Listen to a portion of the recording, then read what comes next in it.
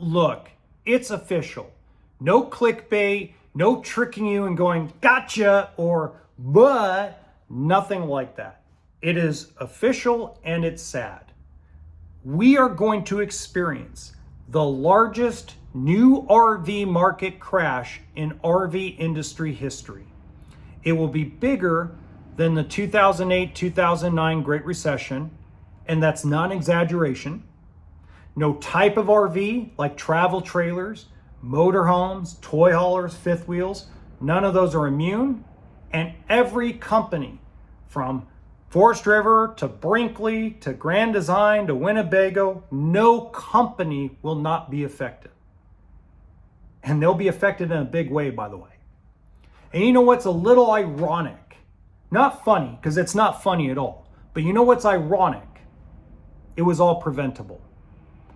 Welcome to HB RV Lifestyle, the podcast.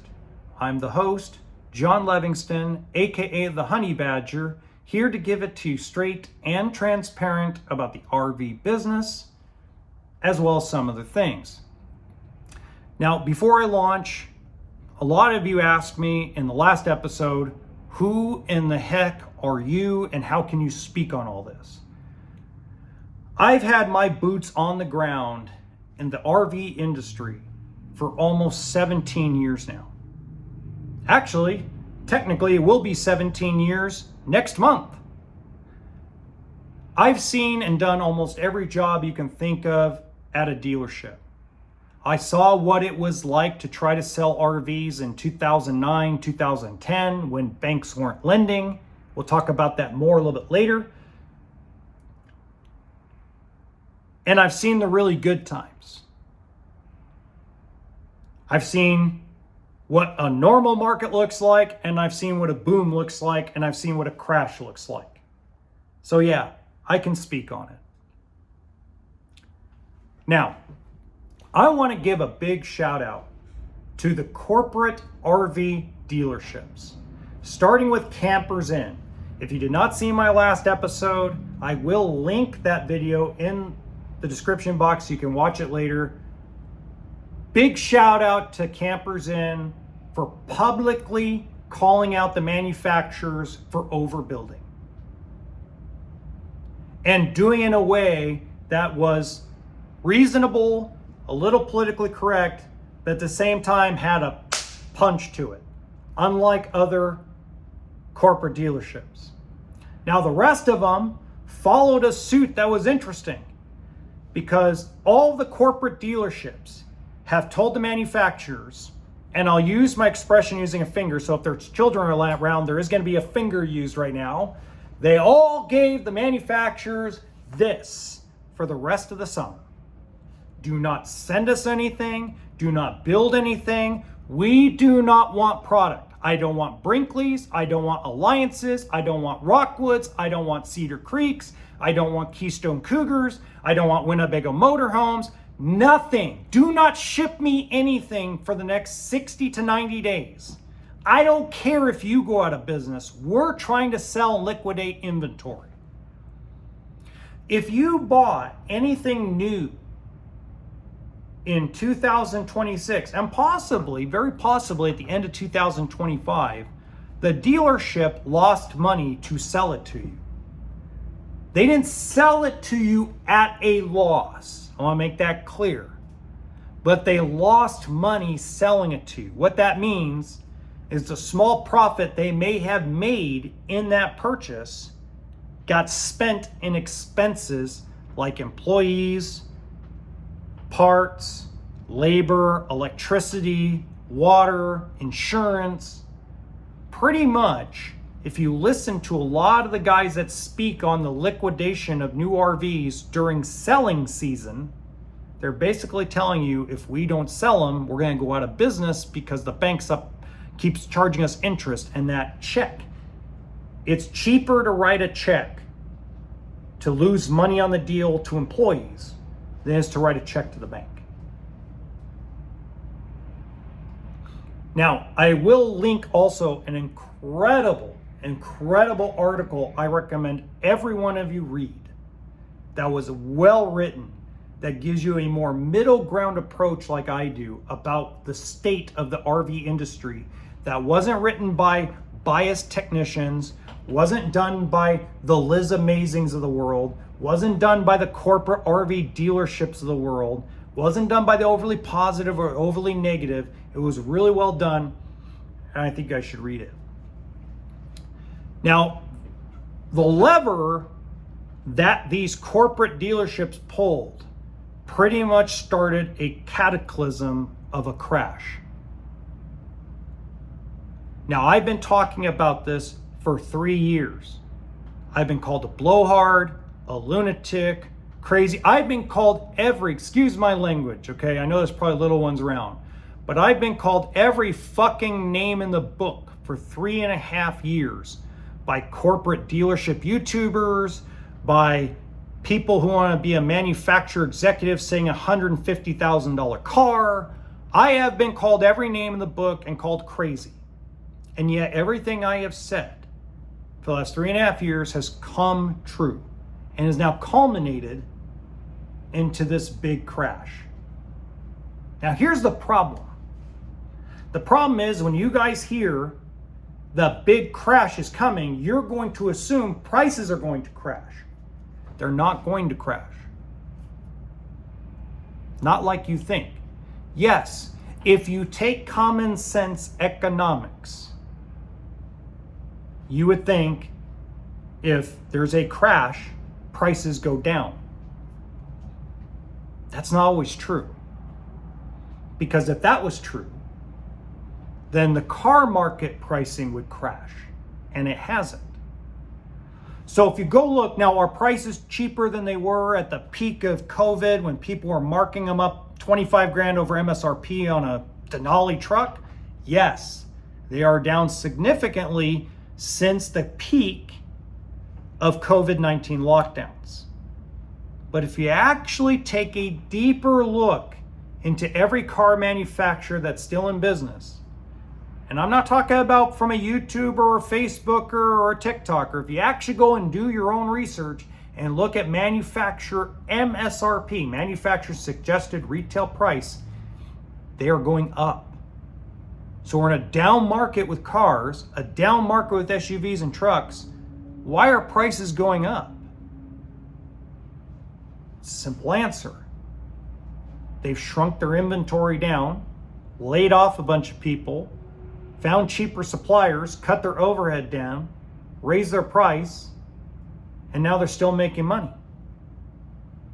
Dealerships have cut down their allocation of new vehicles that are coming in from the factory because they still have a lot of stuff on the lot that they can't sell, and they've supplemented it by going to the auction and selling a bunch of used cars, trucks, and SUVs.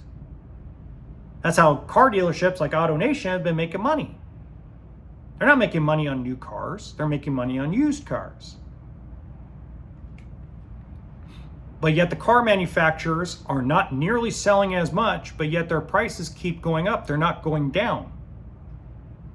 The same thing will happen in the RV industry.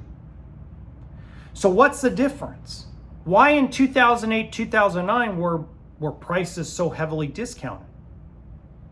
Well, that's a simple answer. And I'm going to go a little deeper than I normally do with this. I'm going to go one step further. Frankie, I love you, brother, but I got to use your dad as an example because he's the best example because your dad was kick-ass. Okay? Bob Baruti, God rest his soul, owned Giant RV in Southern California up until his death. Okay? When the crash happened, he had several companies that went out of business on his lot. Fleetwoods, Jazz Fifth Wheels, etc. When a company like Little Guy recently goes out of business, the bank that's supplying the loan for that piece of inventory immediately, most of the time, I'm saying 90% of the time, makes you pay it off. Now, there are some complicated ways to transfer flooring, but a lot of times when you transfer flooring, you still have to put money out of pocket. And that I'll save for another video because if I went into that, this would be a 2-hour long bore fest, okay? So Bob had a bunch of inventory sitting on his lot that he owned in cash, that he took out loans on his real estate to pay so he could stay in business. So what do you think Bob wanted the sales force to do? Sell, sell, sell. We own that sucker. So you could buy a diesel motorhome for 60, 65 cents on the dollar of what was paid for at the manufacturer new.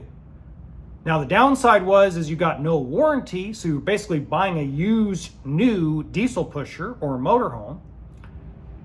And a lot of times, dealerships like Altman's, who was right down the street from where I worked in Giant RV years ago, they went out of business because they were mainly a Safari dealer, and Safari went belly up, and he didn't have the cash to pay off the flooring, so the bank repossessed all the units and sold them at the auction for pennies on the dollar to try to recuperate from the 08-09 crash. This is not the same type of crash. This is not caused by real estate or unemployment. This is a consumer base that is pretty much chosen to buy used RVs for what they sold new 8 years ago because the payment is more affordable. So you can right now buy a lot of high-end inventory that is premium quality units for practically what a dealer paid for them, and yet people are still not buying them. It's not because of quality, it's because the payment is still not affordable. And that's what this article does a great job explaining. It like gives that approach. And one of the things in that article, spoiler alert, is when a travel trailer could be sold brand new for 21 or 22 grand, you put up with the repairs. You're like, it's affordable. It's $180 a month.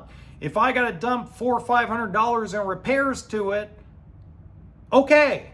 But when the payment's $400, $420 a month, you're like, what the hell am I dumping $1,000 or $1,200 in repairs on it for?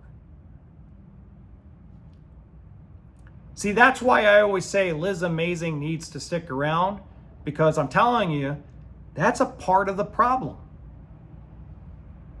Okay. So now there's a crossroads. Manufacturers, dealers, parts suppliers, pay attention. I know you call me crazy, but pay attention.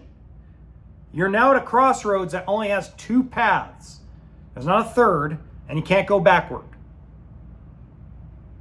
One pathway leads to an incredible comeback for every manufacturer. From Gulfstream to Brinkley to Forest River to Grand Design, there is this huge comeback for the entire industry. And there's another path, the other direction, that leads you further into Dante's hell.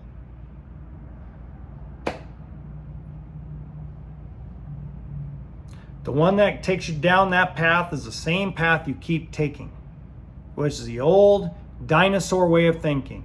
If the dealership that I have signed up feels that they don't want to order, we'll go down the street to another dealer and sign them. Because I need to keep manufacturing up. If 3 years ago, you guys did what I said to do in May of 2023, go look it up. I was screaming to heaven, stop building, shut down till December or January of 24. Eat it now. If you eat it now, you will be more profitable in 2026 than you've ever been.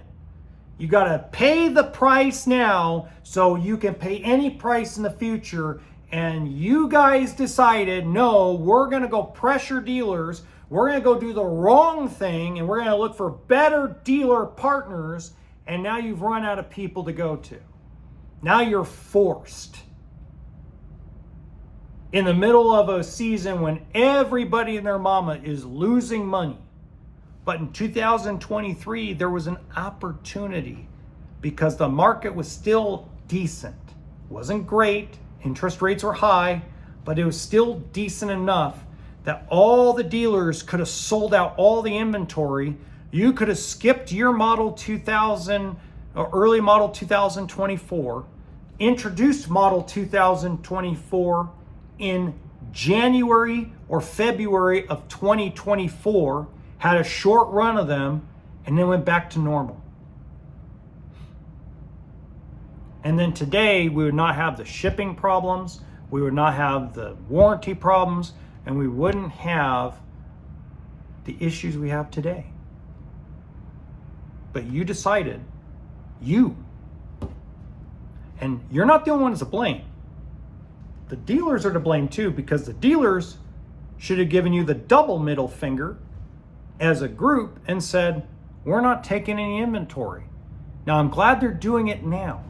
And I hope every mom and pop shop sees what these corporate dealerships are doing and says the same thing. Manufacturing needs to shut down for 6 months.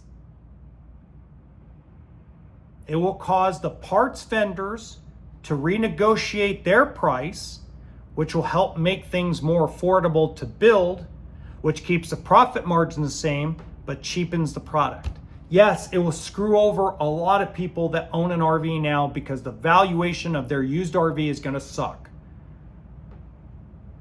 But there's ways to help people out with that, and there's ways to get through that. I have been saying this for so long that I got to the point where I'm just feel like I'm talking to thin air and talking to a wall. Now I can go into more detail, but there's a path that the manufacturing side can make an incredible comeback where the industry would boom, beyond boom. And it's not increasing quality like people scream and yell about. That's a whole different thing we can talk about another day. It has nothing to do with quality. It has to do with price. Now, if you're a manufacturer and you want to learn more about what I'm talking about, 90% of you have my phone number or have the phone number of somebody I know. Call me.